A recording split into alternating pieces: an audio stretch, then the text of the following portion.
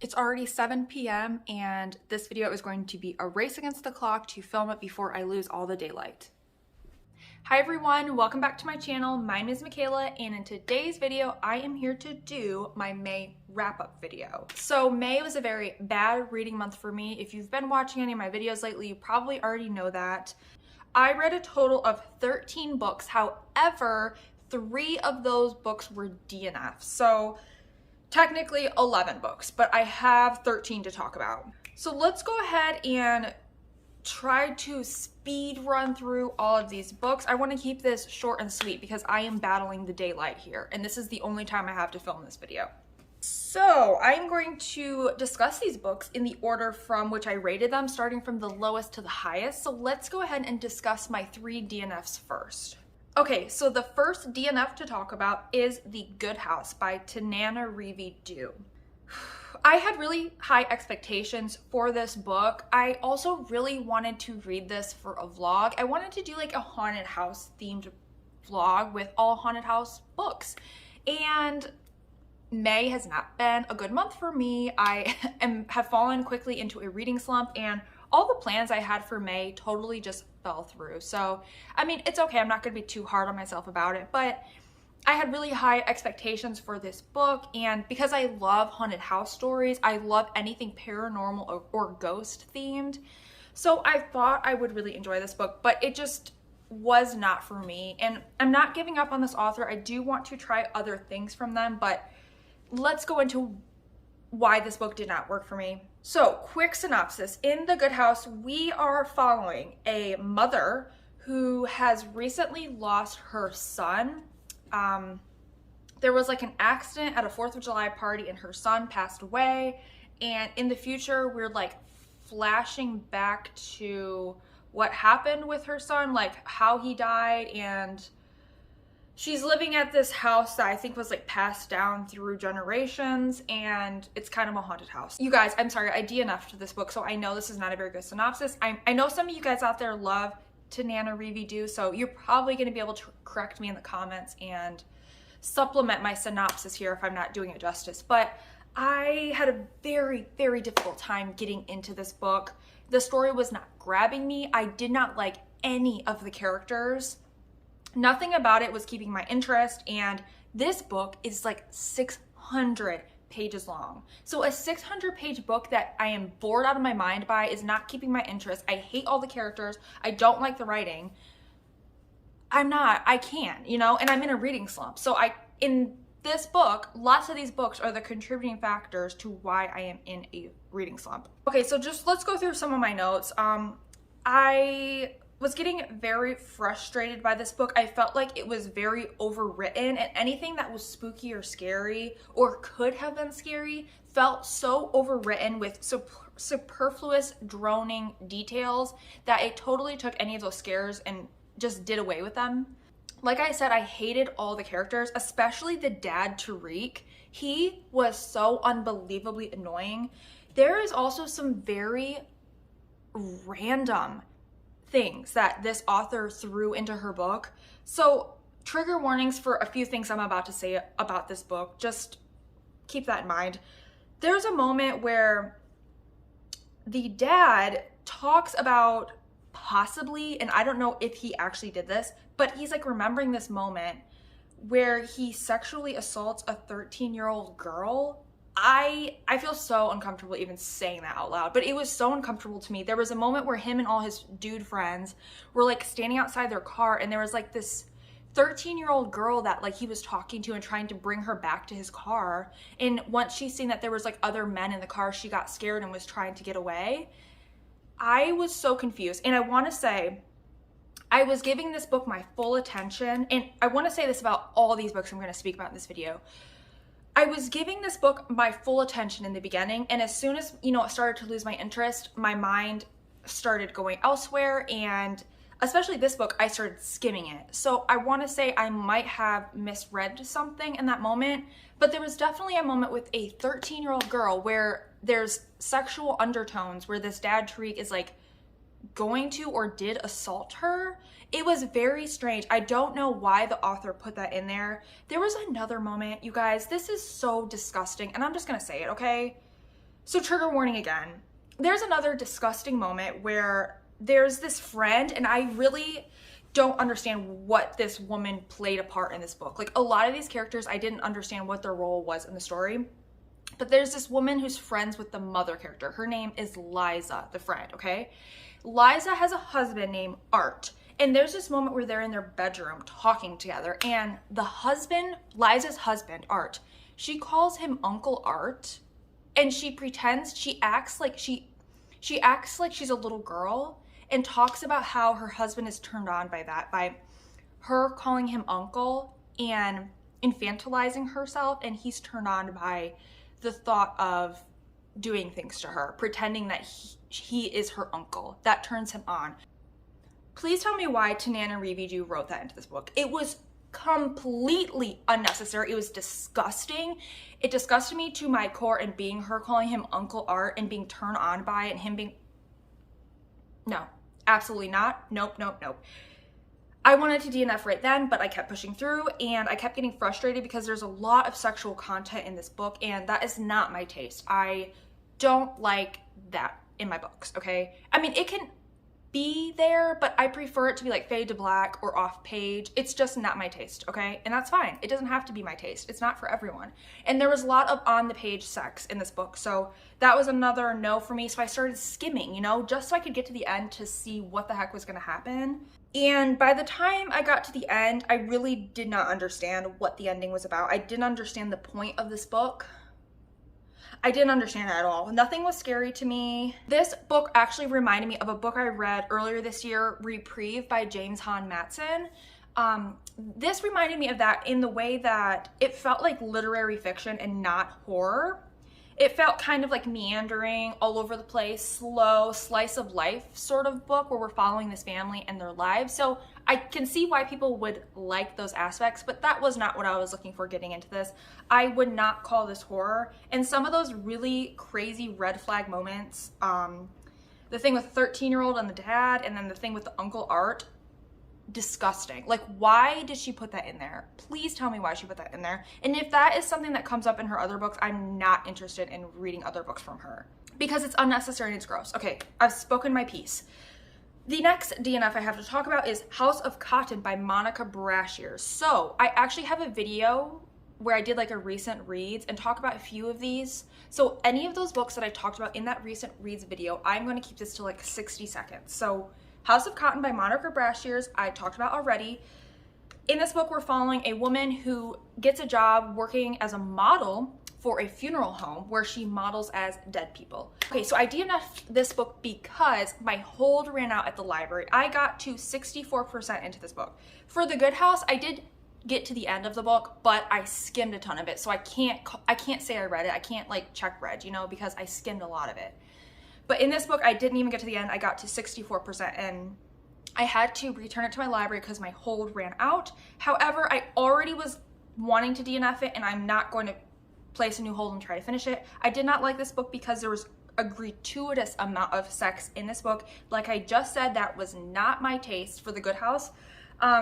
There's also a lot of sexual assault our main character faces. So the juxtaposition of the sexual assault the main character is facing with the constant graphic hookups that she goes on was nauseating to me personally.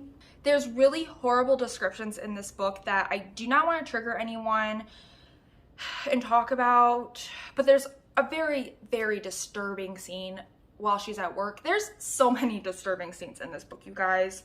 I don't want to go into it. I DNF'd this book and I did not like it. I did really enjoy the writing. Monica Brashears is a very talented writer. If you like magical realism, I think you will enjoy this book, especially if you're not like me and you don't mind if there's like a lot of on the page sex scenes. Just keep in mind they are very graphic and detailed, so just keep that in mind.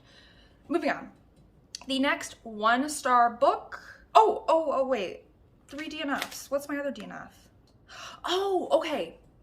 So my last DNF is I Didn't Do It by Jamie Lynn Hendricks, and I was actually so excited for this book. I filmed a horror new releases like a month ago or something, and this book was on it, and it was one book that I remember pointing out that was like my #1 most anticipated horror release of this year. And you guys, this book stunk. And it wasn't horror either. It's definitely a thriller. And so in I Didn't Do It, we are following a group of writers who are going to this like writers convention that is for thriller authors. They go to the convention and this very famous popular author is found dead. And this author actually is like has connections with all these different like thriller authors that we're gonna have POVs through in the book. So they're all trying to figure out like who killed her, why, and they're all worried because they all have connections to her. So they're all worried like they're gonna take the fall or be suspected for it. Okay, I was so excited for this book. It gave me vibes of the Writing Retreat by Julia Bartz, which I loved, 5 out of 5 stars. And it gave me vibes because, you know, it's like we're following authors, and I was really excited for that aspect. But this was so far below that book in execution. It's not even funny. I also restarted this book 3 times to try to figure out what was going on because, like I said earlier on, I want to preface this in this video for these books and say, because I was falling into a reading slump, take some of these opinions with a grain of salt because I'm going into some of them with a bad mood, not feeling like I wanted to read. So, you know, I had to restart this book 3 times because I wasn't in the headspace. I couldn't get into it, you know? I think that this book will be for some people, but personally, I have been reading too many thrillers similar to this where it's all petty drama and cheating tropes that I'm personally just so tired of. I can't take it anymore. There's nothing new, original, or grabbing about this plotline or these characters to me. Yeah, super boring. Would not recommend. Okay, moving on to our 1 stars. I had 2 1-star reads in May. So, You Shouldn't Have Come Here by Geneva Rose. I did talk about this previously in another video, so short and sweet. In this book, we are following a woman who is going on a solo vacation and she rents an Airbnb out in the isolated countryside. When she gets to this house, there's a man living there. He owns the Airbnb and he's like staying there with her. And there's red flags. She doesn't trust him, he doesn't trust her. Events ensue. This book was horribly written. It was a romance, not a thriller. Their romance was insta-love. The ending was so frustrating because it makes the entire book make absolutely no sense at all. Like the twist. The twist made the book make no sense. And yeah, the writing was just absolutely unforgivably bad. The other 1-star book I have to talk about is Dirty Laundry by 𝚲𝚃 𝚲𝚃, and this is another one that I did talk about previously. I will actually go ahead and leave that video linked down below if you guys wanted any more thorough thoughts on these books that I'm saying I've read previously and I'm just giving short and sweet descriptions on. If you wanted more thoughts, check out that video. But in Dirty Laundry, this is a paint by numbers domestic thriller. We are following a group of suburban housewives who are all very petty to one another. They only care about their social media accounts and how they are perceived by their neighbors. We find out in the very beginning that one of these moms is dead, and we rewind and then we are following the events that lead up to her dying, figuring out why, blah, blah, blah. This book was boring. It was slow. Nothing happens the entire time. The ending was unbelievably unsatisfying. The only characters that faced the repercussions for their actions was women. However, the men are just as trash as the women in this book. The men are abusive, gaslighting, cheating, and the only ones who have to own up to what they've done is the women. The men get to go on cheating, being abusive, whatever, and that is not the kind of book for me personally. I would not recommend this book at all. Hated it. Okay, moving on to my 2-star books. We had 2 2-star books in May. The first one I want to talk about is The Invited by Jennifer McMahon. So this book I did want to read in that reading vlog with The Good House by Tananarive. The vlog did not happen, but I still read the book. So in The Invited, this is a very intriguing premise, okay? So we are following a married couple who is moving to this new house, but they're like, oh, no. Okay, I'm sorry. We're following a married couple who is, well, they're moving, you know?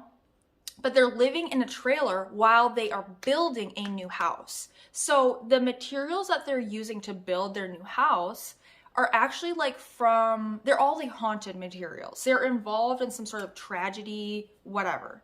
So it's like they're building a haunted house. So that is such an interesting, different, new premise. Like I've never read a book, seen a movie, nothing with like a premise like that. So I was so intrigued by the thought of like, you know, you think of, you know, we're moving into an old house and it's haunted, but you never think of like, oh, what if we use materials that might be haunted, you know, and we're actually building a haunted house.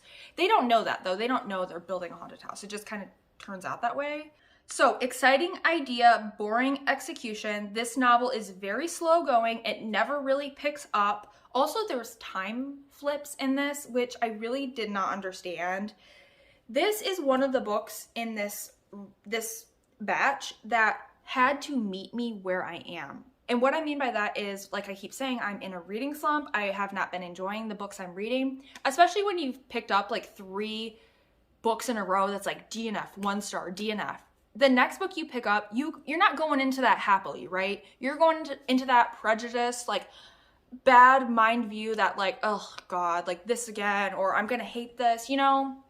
So this book had to meet me where I was, unfortunately. And where I was not in a good mindset. I was trying to find a book that I could enjoy. So this book might have suffered from my own personal, you know, mindset at the time. But I really feel like this was not a good book. Like it was very boring and slow. And like I'm saying with those time flips. So the time flips didn't make sense to me. It would flip from like 2015 to 2015, but the months were different. So I don't know, you guys, if you read this book and gave it more energy and paid more attention to it than I did, you probably liked it more, but I didn't get those time flips. This is another thing that felt really silly to me. So we're following that married couple. We're also following a young girl. So we kind of flip perspectives as well between the couple and this young girl. So this young girl named Olive is one of their neighbors.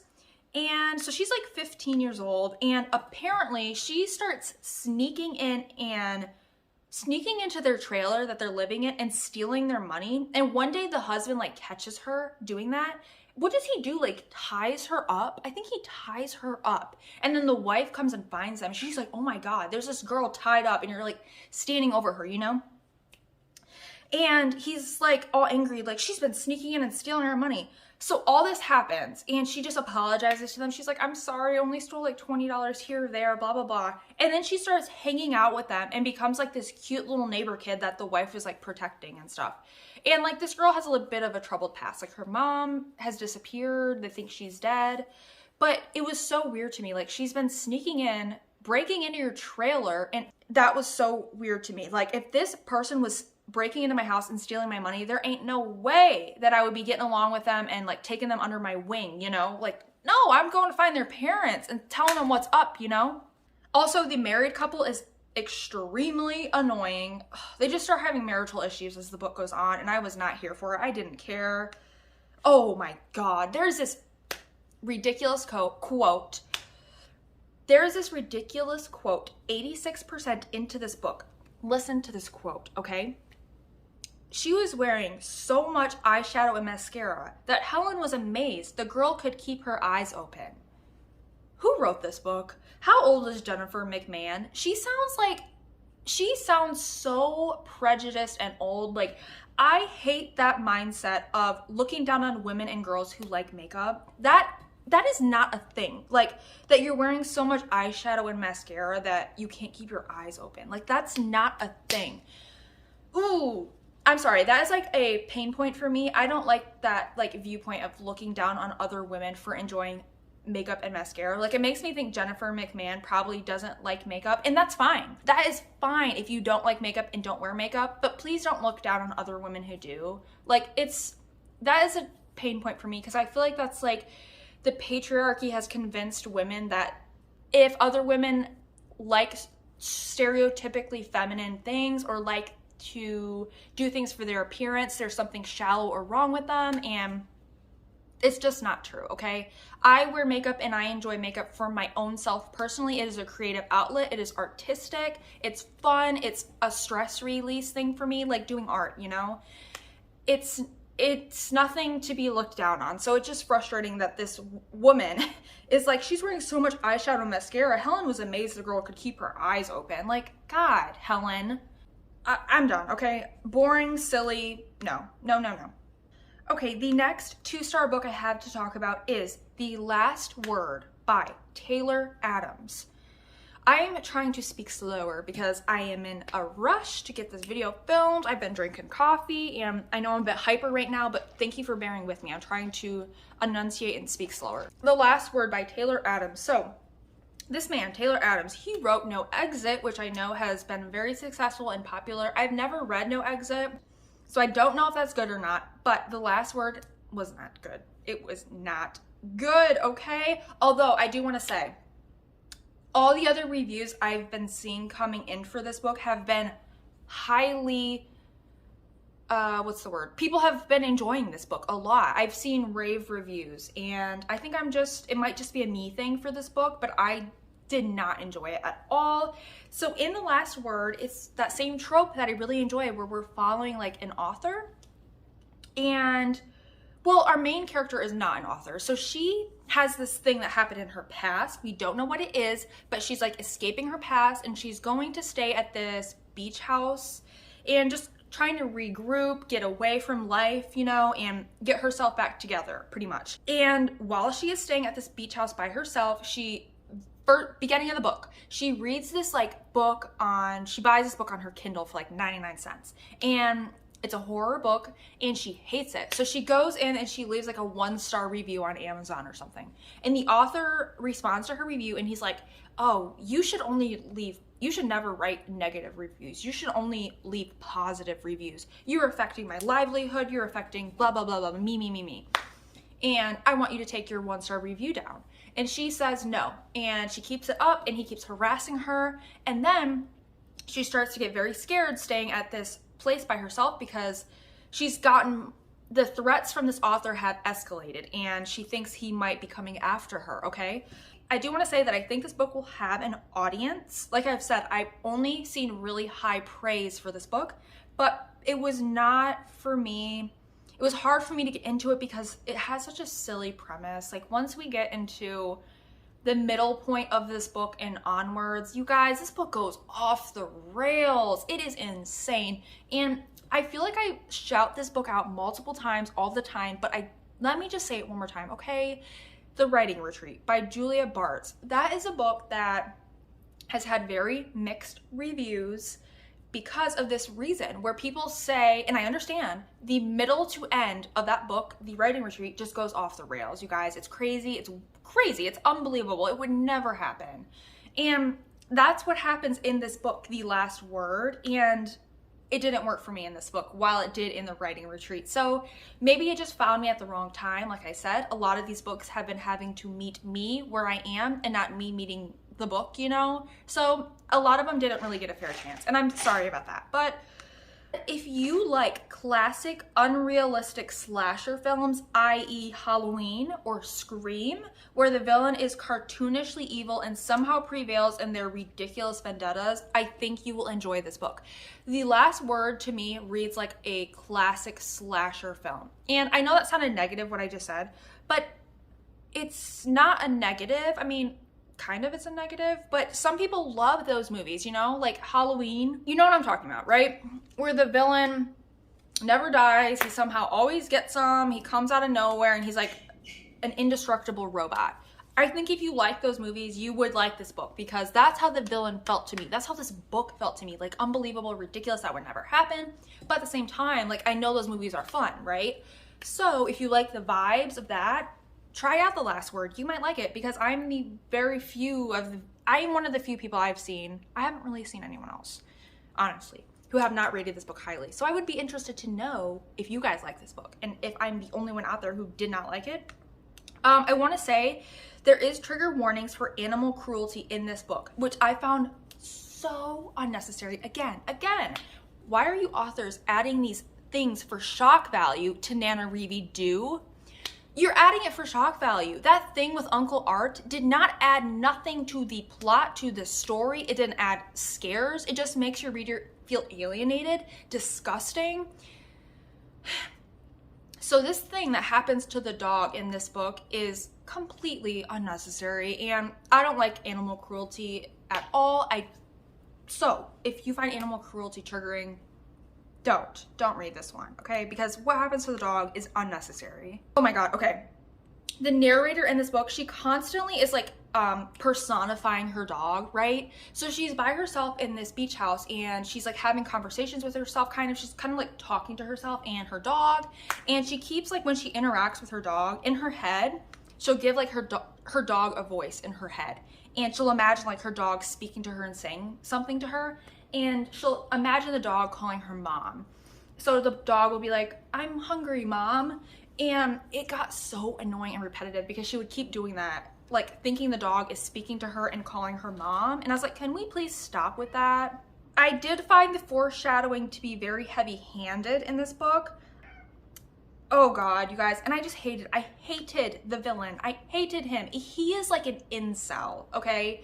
He is pathetic, ridiculous, a caricature.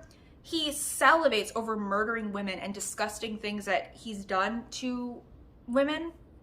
And it's horrible. And he has this mother who enables him. And he's like a mama's boy. And she protects him and enables him. And he is like a keyboard troll, okay? And I just did not like him at all. He's like a pathetic villain, okay? That's what he is. He's not a scary villain like Michael Myers. So that's the difference. Those classic slasher horror films, they are scary, you know? They're like machines. And this man is like a pathetic incel that is just ridiculous, okay? You're not scared of him. You feel bad about him, but you feel gross about him because he's nasty. Yeah, you guys, there's a couple plot twists that I didn't understand the ending. There's a plot twist that happens, like, we get to the end, right? Like, the thing happens that's like wrapping the book up, but there's still like 20% of the book left. So I was thinking, what the heck? And then there comes another plot twist, and once again, this book had to meet me where I am, okay? I was not coming down to the level of this book. So I really did not get the ending. It didn't make sense. That second plot twist did not make sense to me. Probably did not pay close enough attention, okay? So that's on me. But I didn't care. I was not gonna rewind this book, okay? It's a two star, so I didn't care. Let's move on. Next book, 3 stars. We're moving on to our 3 stars. We had 3 stars in May. The Haunting of @𝚆𝚃. I did already speak about this book. So this is a horror. We are following a mother who comes from a generation of women who have this curse that's following them, and she is being gaslit by her husband, and she is facing depression. And there's this like entity that is following her, okay? So she's not having a good time. And I did not love this book. This book in my opinion, was not horror, okay? It was a very bleak read. It's a story based on generational trauma and women's pain. So it was not what I thought it would be. It was very bleak and a very heavy read. So I think as well, I read a lot of books based on motherhood this month. I think I had 1, 2, 3, 4, 5. I might have had 5 books based on like the horrors of motherhood. And I think that also kind of put me in a reading slump because that stuff is hard to read about, you know? It's very bleak, and we're always talking about like assault on women, and it's difficult for me to read about, okay? I did not love The Haunting of @𝚆𝚃. I did not like the writing in this book. I have another video where I talk about this more, so we're gonna move on. That was a 3 star. The next book I have to talk about is The Only Survivors by Megan Miranda. Once again, I already spoke about this book. We're following a group of friends coming back together for this like yearly vacation they do together. In their past though, there was a very traumatic event that happened to them, and stuff is coming up, it's resurfacing, okay? And they have to deal with that. You guys, Megan Miranda has not written anything that's really hit for me personally yet, okay? I've read like 4 of her books now, and it's just, they're all carbon copies of one another. She is a very formulaic author. She has a formula she follows, and it works for her, okay? She has a lot of published books, but this one was boring to me. And if you want to know why, check out the other video.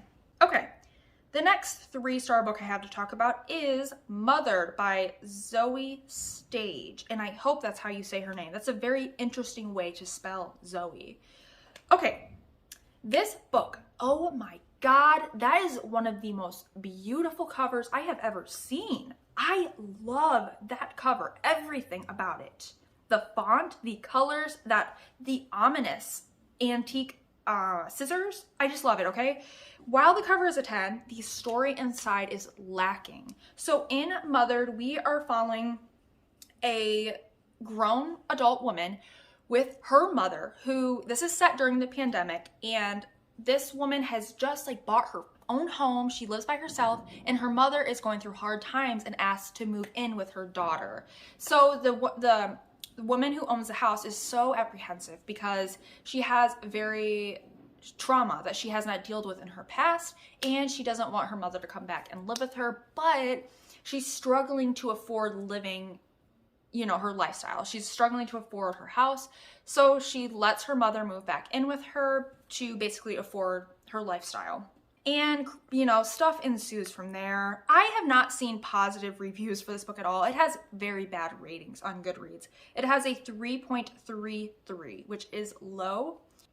I don't think a lot of people are going to vibe with this book. It is very, like I said, it's set during the pandemic. And if you do not want to read about the pandemic, if you lost someone during the pandemic, don't read this, you guys. It's going to be triggering. There is a lot of details about the pandemic, about the effects. The main character has a friend who gets hospitalized because of it, and I'm just saying, you guys, I think if that's something triggering for you, don't pick up this book because you're not going to enjoy it. There were elements about this book I liked. I related to the premise of the main character who does not want to have her mother move back in with her. I can totally relate to what she was feeling about that invasion of her personal space and how that feels. I also love the aspect of an unreliable narrator. Like the main character, the woman who owns the house, she is a very unreliable narrator. And I liked that in the beginning, but it does become very tedious over time. One glaring critique I have is that the mother character, who I felt like was supposed to be scary, like, it's called Mothered, you know? So when you see that, what do you think? You think, oh, the mother, there's something wrong with her, you know? She's gonna be scary. And that is an aspect, like, I was really excited for this book because scary mothers is an aspect that I really like. Like movies think like Hereditary, or think like, you know, Evil Dead Rise that just came out with scary mothers. You guys, that stuff is very scary to me. So I was really excited for that aspect. However, I never found the mother character to be that weird, creepy, scary, annoying, or toxic as the main character seems to want us to believe that she is. Like, the main character kept wanting us to think that her mom was, you know, doing something toxic. There was red flags. I wasn't seeing it, okay? I just thought the main character was being extremely immature. There was only one moment where I felt like, oh yeah, that's wrong what the mom did, or that was a red flag. And nothing else happened. I was really expecting to be creeped out by the mother figure, and it never came. So that was a huge disappointment. Why I said the thing about the unreliable narration became tedious over time, what I mean by that is there is a lot of dream sequences that happen in this book. And I do personally really like having like dreams integrated into books. I'm fascinated by dreams and dream magic. But so I liked it in the beginning. I was into it. I even thought it was kind of cool and smart how the author chose to have her characters be isolated. You know, they're in the pandemic, they're isolated at home. So how do you incorporate, you know, different things happening? Dream sequences. So I was interested, I thought it was cool, but as it went on, it was so overused, you guys. Like, somebody told her to put dreams into her book and she ran with that concept, okay? She overdid it. There's points where it was honestly completely unnecessary because she would have a dream within a dream. It didn't work, okay? Also, oh my God, okay, so this makes me feel really bad about this book. I don't think that the disability representation in this book is good. It, in my opinion, is very cringy and problematic, okay? Because, so the main character, the woman, she is a twin, or she's just a sister. I don't know if it's her twin. Yeah, no, it is her twin. It is her twin, her sister. And her sister has a disability. I can't remember what the disability is. I don't remember, okay? But she is a disabled woman, child. She's a child. and she is portrayed as a monster, and I did not feel comfortable about it, seeing a disabled person represented that way as a monster. I don't know, there was something very icky and cringy about it that I just did not like. The ending was sorely disappointed. Oh my God, I was so confused, you guys, how this book ends. It also starts this way, okay? The book opens with somebody's dead, okay? And we know it's the mother or the daughter. It's a woman. We don't know which one though. And when you find out what happened, I didn't get it. Also, there's this implication of this like infection that they have. I think the author was trying to tie this in with the pandemic and this infection concept, that they were infected with this thing that makes you tell the truth. And honestly, what was that? It was so random and just thrown and offhand. It wasn't explored. There was no dialogue around it. I was confused. I was left feeling confused. So this book was lacking in execution despite its very intriguing concept. All right, let's hurry this up. We spoke way too long about that. Moving on to our 4 stars. So we only have 3 more books to talk about and the rest are 4 stars. So these were all pretty good reads. So the next one I want to talk about is The Push by 𝚲𝚃𝚃𝙷. So this book is gaslighting 101 and mom guilt, okay? That is what this book is about. That's the only synopsis you need. It's about a mom being gaslit because her daughter is a crazy monster, okay? There was so much about this book that felt extremely real. I loved and deeply appreciated this super honest look at motherhood that we do not get to see very often. Also, the horrors of childbirth, like, she goes into it, okay? And as somebody who is not a mother, it did make me very scared about if I were ever to have children one day. The childbirth aspect, okay? But I did love how real and honest it was. Like, we don't see this look at motherhood. Our main character is probably facing some sort of postpartum depression, but it's a postpartum depression that really does not go away. She does not feel connected to her child and to her first child. She has a daughter, she gives birth to a daughter, and she does not feel connected to her. And she keeps having this moment where the daughter is being very, what's the word? Bad, okay? She's being bad, mean, almost evil, you know? And the mom does not connect with her. But then when the dad comes home from work, oh, he loves this girl. He's all about the daughter, right? And the mom tries to express to the dad what's going on, and he doesn't believe her, and he gaslights her the entire book. And that made me so angry to read. I liked the flashback portions of this book a lot, where we see 3 generations of women. We see the main storyline with this mother, and her daughter, but then we also see her mother and her mother, okay? And I loved the flashback portions. I loved especially the middle generation, where the main character, her name is Blythe, I believe, and her mother. I liked those flashback portions a lot. They were the most interesting to me, and yeah, like, this book gave me the creepy mom aspect that scares me. Like, this gave me what I wanted from Mothered. There's some very disturbing stuff that happens.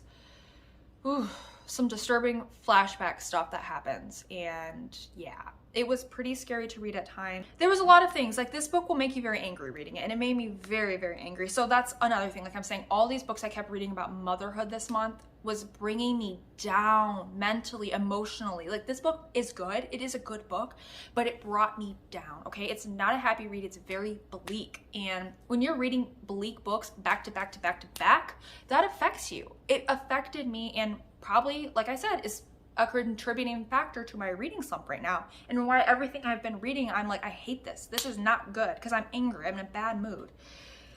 But I still liked this book, okay? There's a lot of aspects I liked about it. Like I said, I hated the husband. He gaslights the wife horribly, and it made me angry, these silent expectations that we put on women, that they will give up their work, their hobbies, and themselves to stay at home and raise babies all day. It's sickening, and the husband was a turd. I hated him. I did not really understand what the book was trying to say as a whole. Like, what did the ending mean? A theory I had was the author trying to convey that society perceives moms as always messing up the kids, and it's always the mom's fault? Was that what she was trying to say?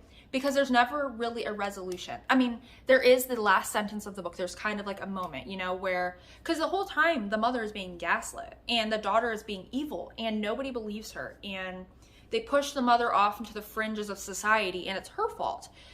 So I'm trying to figure out, like, what was Ashley Ďařeň trying to say? That this is how society perceives moms, you know, like, that it's their fault. Overall, it's a very bleak, depressing read. I appreciated it very much for its honesty, okay? It was very honest. I love that look at not feeling connected to your child. Because as somebody who doesn't know if they want to have kids, often feels like I don't want to have kids, I liked that look a lot of seeing a woman who isn't all happy, like, oh my God, everything about this, I'm so happy. Like, that was something that annoyed me about, what was it? Oh, the book I'm going to talk about next. That's something that annoyed me about. She was facing these like expectations, these same like unbalance of domestic responsibilities, but at the end of the day, it was all about my son, my baby is a miracle. Everything is a miracle. It's so happy. I love him. It's everything to me. This woman was not like that, okay? She did not feel that way, and I loved that look. I will say though, you will probably need a palate cleanser after reading this because it is dark, okay? Let's move on. The next book I have to talk about is Night Bitch by Rachel Yoder. This was another 4-star read for me. So, okay, we're just gonna go into my notes. It's very jumbled. This was motherhood horror. I thought at times this book might have been a 5-star for me, but it didn't quite hit in the end, and I guess I'll go into why, but let's just go into some of my notes. In Night Bitch, we're following a woman who is basically turning into a dog, okay? That's the synopsis, and you guys, I am at the end of this video. I'm trying to race. I'm talking quick. So forgive me if these next 2 books are not very coherent, but okay, there's quotes in this I loved, but I read this on audio and I didn't really care to write them down, so I'm sorry. But it was very well written. It's a book I want to buy and reread because I want to highlight and annotate it because the writing is top tier, top notch. Very well written book. I would love to see what this author does next. Oh, I read Night Bitch with The Push. I read them back to back. Like, I was listening to one and I would stop and I would go listen to the other. And thematically, they are so similar that I was getting them mixed up in my mind, you know? I was getting them confused. And the reason why I read so many mother-themed horror books this month is because I wanted to do a vlog, you guys. I wanted to make a video, post it on Mother's Day for like horror books around motherhood. It didn't happen. I wanted it to, but the reading slump got me, okay? So it didn't happen. But yeah, it was hard to read this with The Push back to back because they're so similar. Gosh. There was a quote I loved. It said, "She was awash in her own violence. This must be how men feel every day." Because she's turning into a dog and she's feeling powerful and alive and like no one can touch her, and she's out walking at night and she knows, like, she sees men out and about and she's walking by herself alone at night. And she thinks, oh, let him try it, right? Like, he's not going to touch me. And I love that quote. She was awash in her own violence. Like, that spoke to me, okay? This book, like I said, similar to The Push, we are seeing those expectations and themes brought up time and time again, where motherhood, this expectation that motherhood, it's something that's pushed on women. That motherhood will bring you all the fulfillment that you need in life, and that you shouldn't want anything more. Although your husband is, of course, allowed to, but you're not. No, he's allowed to follow his dreams. He's allowed to have a career, make his life outside of the home. No, not you. You're supposed to have all the fulfillment you need from being a mother. Just take care of your kids. That's all you need to be happy, okay? So I felt like this is a very radical story, along with The Push, and that's something I need and appreciate in fiction. I want more books that are radical and not afraid to make people angry, you know? Like, this is a book similar to The Push that a lot of people would be angry about. I like books like that, that if a man reads it, you know, it's gonna make him angry, right? And not all men, of course, not all men, but you get what I'm saying, right? Like, the certain subset of men that wants to troll on your videos and leave you comments would have something to say about this sort of storyline. And I appreciate this author for taking chances. So the story of a woman turning into a dog is used to illustrate the suppression and explosion of women's rage. I love that, you guys. Female rage, okay? Give me a pin that says female, I live for female rage, because yes, you guys, this book is powerful. I love that, especially mothers. They do not get to express that, you know? They do not get to express not feeling satisfied and feeling angry. They don't get to express their anger. I hope that this video is making sense, you guys. God, these wrap-up videos are very difficult to film. They're the most difficult videos to film so far, I have noted, because I want to give you all the thoughts, but I'm also trying to keep it concise and interesting. A couple quotes I liked. The transformative powers of anger. I loved that quote when she's speaking about the expectations of motherhood and the explosion of women's rage. The transformative powers of anger, I felt like is like the tagline for this book, because she is transforming through her anger. She's turning into a dog, you know? It's a very literal look at the transformative powers of women's rage. And again, if you like magical realism, I think you will like this book a lot. It's the type of book where you can't tell if what's going on really is going on, or, you know, if it's all in their head. But I love magical realism, so that really worked for me. So I thought this book was powerful. It is heavy, kind of made me feel a bit alienated at times, especially the ending was not for me. The ending did not hit, so that's why this is not a 5-star. Like the writing was 10 out of 10. The writing was a 5, but the ending, I felt like it ran too long. I was sometimes pulled from the story because the main character, this is what I was saying with the push, she would go on and on describing what a miracle her son is, and that was the final impression I was left with. So I think if you're a mom, this might hit more for you, this book, because you probably do, you know, of course you feel both of those emotions, right? You feel the anger and not always feeling satisfied by being a mother, but of course you love your child at the end of the day. So I think, you know, that was good that she left it off on that tone, you know, but I kind of liked the vibe more of the push, where it was about a mother who did not feel connected to her daughter. I thought that was more radical and new, but Night Bitch was a really good book as well, okay? So for writing, it was 5 out of 5. Oh my god. Okay, one quick thing, you guys. In this book, there is a bit of a trigger warning for animal cruelty, and I did not appreciate that, you guys. As a cat person, that was not okay with me. That did not need to happen. It made me think Rachel Yoder is like a dog person and does not like cats, and I did not like what she did there, okay? Last book we have to talk about, last 4-star read, The Salt Grows Heavy by Cassandra Khaw. This one is the one that I feel the most guilty about, that this book had to meet me where I was, on my level, down here. Here's the thing, this book is up here, but my feelings, I was down here, okay? So this book had to come down, and I feel really bad about that. I think if I reread this book, it will be a 5-star, but I wasn't in the mindset, okay? So it was a 4-star book for me. You guys, this book is crazy. The synopsis is crazy. We're following a mermaid and a plague doctor. It's high fantasy. It's a high fantasy novella, okay? So there's not a ton of world building. That's a synopsis I'm going to give you. I definitely can't say I understood everything I read, but it was a very pleasant reading experience. The writing in prose is beautiful. If you like purple prose, you guys, you are going to love this book, okay? I did not like Cassandra Khaw's other debut novel. I don't know if it was debut, whatever. What was it? Nothing But Black and Teeth. No. Did not like Nothing But Black and Teeth. But you guys, please still check this out, even if you did not like that book, because most people did not like that. This is better. This is better. This author, Cassandra Khaw, was meant for writing fantasy. This book, in my opinion, is fantasy at its best. It was very potent imagery, and I liked the ending. The premise is one of the most wild storylines I've ever read. The author really drops you like in the middle of the story without any warning or explanation, and you really have to figure it out as you go. Like I said, unfortunately, due to my reading slump, I did not give this book the attention and energy it deserved, and already I want to reread it because I know I missed details, but the writing was lovely and I enjoyed so very much of it. I would highly, highly, highly recommend The Salt Grows Heavy. I really think it is a 5-star. I do, but I'm giving it a 4 because I can't genuinely give it a 5 at this time, okay? That's it. That's all the books I have to talk about in this video. Have you guys read any of these books yet? If you have, what did you think about them? Yeah, I'm hoping to get back on track in June.